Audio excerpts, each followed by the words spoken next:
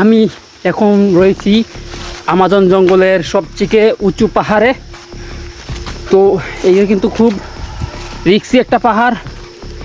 আমি জুয়েল বিলস আজকে membership root ওই ডে আপনাদেরকে দেখাবো আমাজন জঙ্গল কীভাবে পাড়ি দেওয়া যায়, এবং এখানে কিন্তু থাকতে খুব সাবধানে থাকতে হবে। আশেপাশে প্রচুর সাপ এবং প্রচুর বিছে রয়েছে।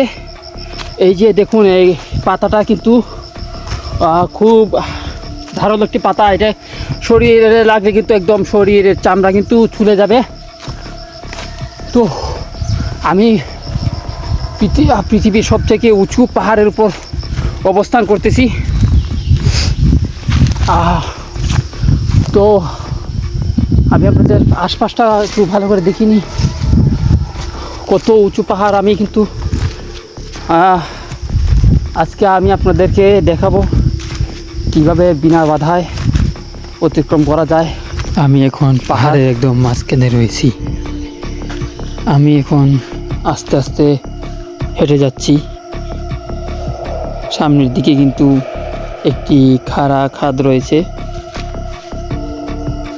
এই খাড়া খাদের পরেই কিন্তু রয়েছে গভীর ঘন জঙ্গল, এবং জঙ্গলে অনেক পোকামাকড় এবং হিংস্র প্রাণী বসবাস করে।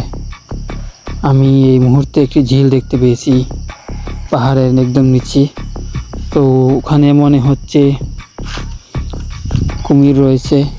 আমি এখানে নিচে যাব না, আমি উপরে এখানে একটি ক্যাম্প বানানোর জন্য আমি জায়গা খুঁজছি। দেখা যাক উপরের দিকে গিয়ে পাওয়া যায় নাকি।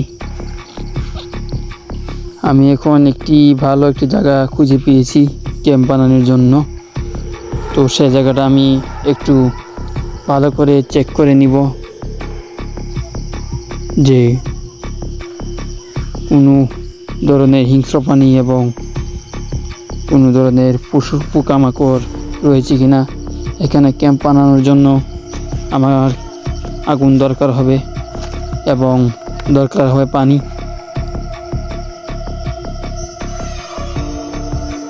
কিন্তু এখানে কিন্তু প্রচণ্ড গরম।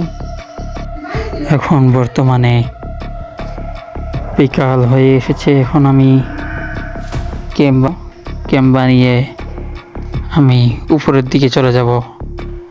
আজকের জন্য এখানেই আমার ভিডিও শেষ করছি। সবাইকে ধন্যবাদ।